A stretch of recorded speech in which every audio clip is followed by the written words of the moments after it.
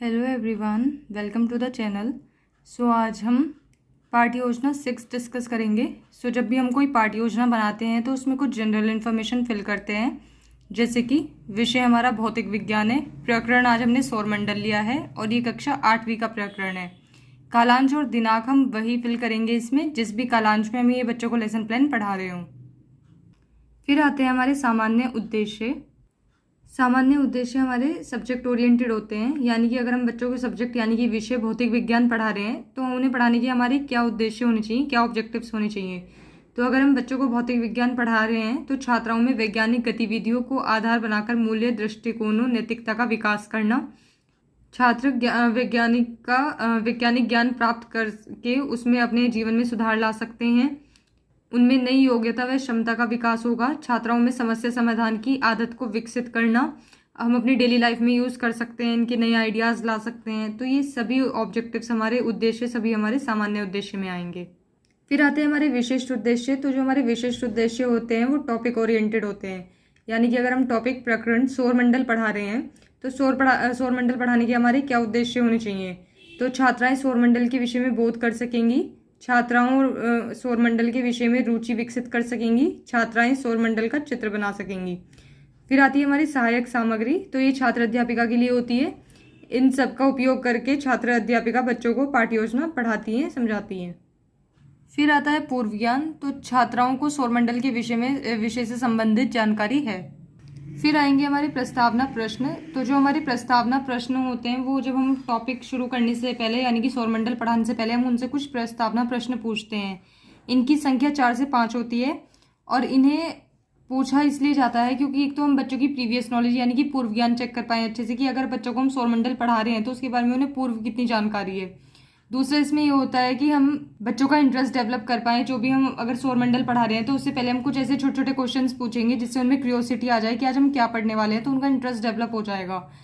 तो इन्हें बनाने का एक जिगजैग पैटर्न फॉलो होता है, यानी कि जो क्वेश्चन फर्स्ट का आंसर आएगा उससे रिलेट करके हमें नेक्स्ट क्वेश्चन पूछना है, फिर जो उसका आंसर आएगा उससे रिलेट करके नेक्स्ट। तो ऐसे करते करते उन्हें हम अपने आखिरी टॉपिक तक ले आएंगे, यानी प्रकरण तक ले आएंगे। तो इसमें 2 कॉलम बनेंगे। पहला है छात्र अध्यापिका क्रिया और दूसरा है छात्र क्रिया। तो क्वेश्चन फर्स्ट, हम किस ग्रह पे रहते हैं, किस ग्रह में रहते हैं, तो बच्चे बता देंगे पृथ्वी पर। दूसरा, क्या पृथ्वी ही एकमात्र ग्रह है, तो बच्चे आराम से बता पाएंगे कि नहीं। देन तीसरा, अन्य ग्रहों के नाम बताइए, तो बच्चे बता देंगे शनि, मंगल, बुध, शुक्र आदि। उसके बाद इन ग्रहों के सामूहिक रूप को क्या कहते हैं, तो सौरमंडल कहते हैं। उसके बाद सौरमंडल के विषय में आप क्या जानते हैं, तो यह आ जाएगा हमारा संभावित उत्तर। तो संभावित उत्तर का मतलब है कि बच्चे में भी इसे ना बता पाएं या बता भी दें, तो हम यहाँ पे संभावित उत्तर लिख देते हैं। उसके बाद जो छात्र अध्यापिकाएं वो उद्देश्य कथन बताएंगी। छात्रों, आज हम सौरमंडल के विषय में विस्तारपूर्वक अध्ययन करेंगे। उसके बाद आता है हमारा शिक्षण बिंदु। तो जो छात्र अध्यापिका होती हैं उन्हें पढ़ाने से पहले कुछ शिक्षण बिंदु तय करने पड़ते हैं, कि जैसे वो सौरमंडल पढ़ा रही हैं तो सबसे पहले शिक्षण बिंदु में वो सौरमंडल का अर्थ बताएंगी। तो अपेक्षित व्यावहारिक उद्देश्य, छात्राएं ज्ञान का प्रत्यस्मरण करेंगी। उसके बाद आता है नेक्स्ट कॉलम, जो कि ये शिक्षण अधिगम अनुभव। तो इसमें सबसे पहले आएंगे छात्र अध्यापिका क्रिया, जिसमें छात्र अध्यापिका बच्चों से विकासात्मक प्रश्न करेंगे। विकासात्मक प्रश्न की संख्या 2 से 3 होती है। उसके बाद आएगा छात्र क्रिया का कॉलम, जिसमें छात्रों के आंसर लिखे जाएंगे। फिर आएगा शिक्षण विधि या प्रविधि। तो जो भी छात्र अध्यापिका शिक्षण विधि या प्रविधि अपने उपयोग में ला रही है तो वो यहाँ पे हम लिख देंगे। उसके बाद सबसे आखिरी में आएगा मूल्यांकन का कॉलम। तो सबसे पहला विकासात्मक प्रश्न, पृथ्वी पर प्रकाश का प्राकृतिक स्रोत क्या है, तो सभी को पता है सूर्य है। दूसरा, सौरमंडल से आप और क्या समझते हैं, तो ये आ गया हमारा संभावित उत्तर। अब जो छात्र अध्यापिका हैं वो बताएंगे कि सौरमंडल क्या होता है। उसके बाद जो शिक्षण विधि या प्रविधि छात्र अध्यापिका ने यूज़ की है ये है प्रश्नोत्तर विधि, क्योंकि यहाँ पे उन्होंने विकासात्मक प्रश्न पूछे हैं तो हम वही लिख देंगे यहाँ पे प्रश्नोत्तर विधि। फिर आता है छात्र अध्यापिका कथन। तो सौरमंडल सूर्य के चारों ओर चक्कर लगाने वाले विभिन्न ग्रहों, धूमकेतुओं, उल्कापिंडों और अन्य आकाशीय पिंडों के समूह को सौरमंडल कहते हैं। सौरमंडल में 8 ग्रह होते हैं, बुध, शुक्र, पृथ्वी, मंगल, बृहस्पति, शनि, अरुण और वरुण। हमारा सौरमंडल करीब 4.6 बिलियन वर्ष पहले अस्तित्व में आया था। सूर्य हमारे सौरमंडल का सबसे बड़ा ग्रह है। यह हमारी पृथ्वी से 13 लाख गुना बड़ा है। सौरमंडल में सूर्य और खगोलीय पिंड एक दूसरे से गुरुत्वाकर्षण बल में बंधे हुए हैं। सौरमंडल में बहुत ही छोटे छोटे अरबों पिंड हैं जिन्हें धूमकेतु कहते हैं। तो आपको एक शिक्षण बिंदु में उतनी ही जानकारी लिखनी है जितनी आप बच्चों को बता पाएं। ऐसा नहीं है कि बहुत कम लिख दें, 1-2 लाइन, और ऐसा भी नहीं है कि बहुत ज़्यादा लिख दें कि आप भूल ही जाएं कि आपने लिखा क्या था। उसके बाद आते हैं हमारे छात्र क्रिया। तो उसमें लिखेंगे सभी छात्राएं ध्यानपूर्वक सुनेंगी और शामपट कार्य को अपनी उत्तर पुस्तिका में अंकित करेंगी। फिर आती है हमारी शिक्षण विधि या प्रविधि। तो ये व्याख्या विधि है, क्योंकि यहाँ पे छात्र अध्यापिका ने सौरमंडल का अर्थ बताया है, विस्तार पूर्वक समझाया है, तो हम ये लिख देंगे व्याख्या विधि। फिर आता है हमारा मूल्यांकन प्रश्न। तो मूल्यांकन क्या होता है कि जब हम बच्चों को कुछ चीज़ पढ़ा रहे हैं और हमें ये जानना है कि बच्चों को कितना समझ में आ रहा है, हमें उनका मूल्यांकन करना है, इवेल्युएशन करना है, तो हम कैसे करेंगे। तो हम क्या करते हैं, जो भी हमने शिक्षण बिंदु में अपने पढ़ाया है उससे संबंधित एक क्वेश्चन पूछ लेंगे। तो उससे क्या होगा, हमें पता चल जाएगा बच्चे कितना ध्यान दे रहे हैं और उन्हें कितना समझ में आ रहा है। तो क्वेश्चन इज सौरमंडल का अर्थ बताइए। उसके बाद आता है दूसरा शिक्षण बिंदु, जो कि हमने लिया है ग्रह। तो अपेक्षित व्यावहारिक उद्देश्य, छात्राएं ज्ञान का प्रत्यस्मरण करेंगी। फिर से सेम वही कॉलम बनेंगे जो आपने फर्स्ट शिक्षण बिंदु में बनाए थे, इससे पहले शिक्षण बिंदु में बनाए थे। तो इसमें सबसे पहले विकासात्मक प्रश्न, सूर्य के चारों ओर कौन चक्कर लगाते हैं। तो ग्रह लगाते हैं। दूसरा, ग्रहों के विषय में आप और क्या जानते हैं। तो ये आ जाएगा हमारा संभावित उत्तर। उसके बाद आपको छात्र अध्यापिका बताएंगे कि ग्रह के विषय के बारे में।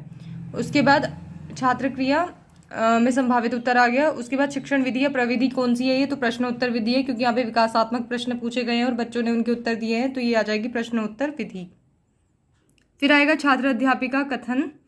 तो सौरमंडल में 8 ग्रह हैं जो सूर्य के चारों ओर चक्कर लगाते हैं। इसमें पृथ्वी ही एकमात्र ग्रह है जिस पर जीवन संभव है तथा पृथ्वी पर ऑक्सीजन पाई जाती है। तो इसमें रीजन भी बताया गया है कि संभव क्यों है, क्योंकि यहाँ पे ऑक्सीजन पाई जाती है, दूसरे अन्य ग्रहों पे ये ऑक्सीजन नहीं पाई जाती। तो सबसे पहला है बुध। यह सौरमंडल का सबसे छोटा ग्रह है तथा सूर्य के सबसे निकट है। तो जो भी हर एक ग्रह के बारे में छोटी छोटी इन्फॉर्मेशन है कि ये सबसे छोटा है, ये ग्रह सबसे बड़ा है, या इस पर ऑक्सीजन है, तो ये सब आपको याद रखना है। उसके बाद है शुक्र। शुक्र इसका दूसरा ग्रह है तथा पृथ्वी के निकट है, इसे चमकीला ग्रह भी कहा जाता है।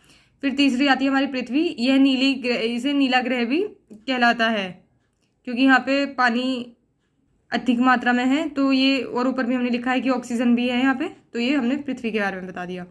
उसके बाद मंगल ग्रह की आभा पृथ्वी से रिक्त दिखती है, जिस कारण इसे लाल ग्रह भी कहा जाता है। बृहस्पति, यह सबसे बड़ा ग्रह है। शनि, यह पीले रंग का सबसे हल्का ग्रह है। अरुण, यह सौरमंडल का सबसे ठंडा ग्रह है। और फिर है वरुण, यह सौरमंडल का सबसे ठंडा हवाई ग्रह है, यानी इस पे बहुत तेज तेज हवा भी चलती है, ठंड होने के और ठंड भी बहुत है। फिर आती है हमारी छात्र क्रिया। तो सभी छात्राएं ध्यानपूर्वक सुनेंगी तथा शामपट कार्य को अपनी उत्तर पुस्तिका में अंकित करेंगी। फिर आएगी शिक्षण विधि या प्रविधि। तो ये कौन सी विधि है, तो ये है हमारी व्याख्या विधि। फिर आता है सबसे, जो भी शिक्षण बिंदु के सबसे आखिरी में आएगा मूल्यांकन प्रश्न। तो है सूर्य के सबसे निकट व दूर के ग्रह के नाम बताइए। फिर आता है हमारा तीसरा शिक्षण बिंदु, जो कि है सौरमंडल व अन्य ग्रह। तो अपेक्षित व्यावहारिक उद्देश्य, छात्राएं ज्ञान का प्रत्यस्मरण करेंगी। उसके बाद फिर से सेम वही कॉलम जो आपने पहले 2 शिक्षण बिंदु में बनाए थे। तो प्रश्न पहला विकासात्मक, सौरमंडल किससे मिलकर बनता है। तो ग्रह, उपग्रह, उल्कापिंड आदि। उसके बाद प्रश्न दूसरा, सौरमंडल के अन्य ग्रह के बारे में आप क्या जानते हैं। तो ये आ गया हमारा संभावित उत्तर, तो अब छात्र अध्यापिका बताएंगे। उसके बाद शिक्षण विधि या प्रविधि क्या है, ये प्रश्नोत्तर विधि है, क्योंकि यहाँ पे बच्चों से प्रश्न किए गए हैं विकासात्मक और फिर बच्चों ने उनका उत्तर दिया है, तो ये आ जाएगी हमारी प्रश्नोत्तर विधि। फिर आता है हमारा छात्र अध्यापिका कथन। तो ग्रहों का एक निश्चित पथ होता है जिसमें वे सूर्य के चारों ओर चक्कर लगाते हैं। इस पथ को कक्षा कहते हैं। सौरमंडल में कुछ अन्य ग्रह भी हैं, जैसे कि पहला क्षुद्र ग्रह। यह खगोलीय पिंड होते हैं जो ब्रह्मांड में विचरण करते रहते हैं। यह आकार में ग्रहों से छोटे और उल्कापिंडों से बड़े होते हैं। उसके बाद दूसरे नंबर पे आते हैं धूमकेतु। धूमकेतु सौरमंडलीय निकाय हैं जो पत्थर, धूल, बर्फ और गैस के बने होते हैं। इसे पुष्ल तारा भी कहते हैं। उसके बाद तीसरा आता है उल्कापिंड। यह पृथ्वी के वातावरण में प्रवेश करने वाले पिंड होते हैं। यह क्षुद्र ग्रहों की तुलना में छोटे होते हैं। अधिकांश उल्कापिंड पृथ्वी पर पहुंचने से पहले जल जाते हैं।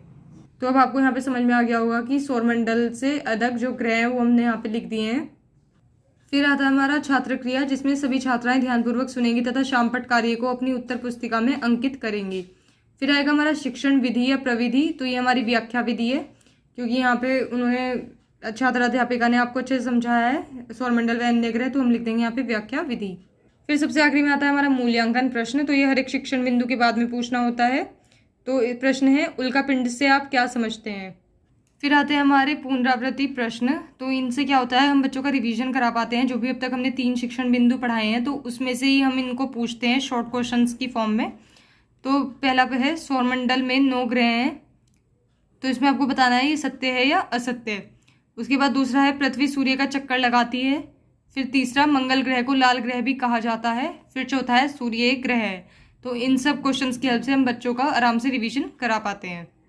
सबसे लास्ट में आता है हमारा ग्रह कार्य। तो ये बहुत ही इंपॉर्टेंट होता है। छात्र अध्यापिका इसको जब भी पढ़ाएंगी अपना पाठ्य योजना, उसके बाद हमेशा ग्रह कार्य देंगी और नेक्स्ट डे आके इसको चेक भी करेंगी। तो इसमें प्रश्न पहला है, सौरमंडल किसे कहते हैं। दूसरा है, सौरमंडल का चित्र अपनी उत्तर पुस्तिका में बनाइए। तो यहाँ पे हमारी पाठ्य योजना खत्म होती है। अगर आपको ये पाठ्य योजना पसंद आई हो, then please like, share and subscribe the channel. Thank you.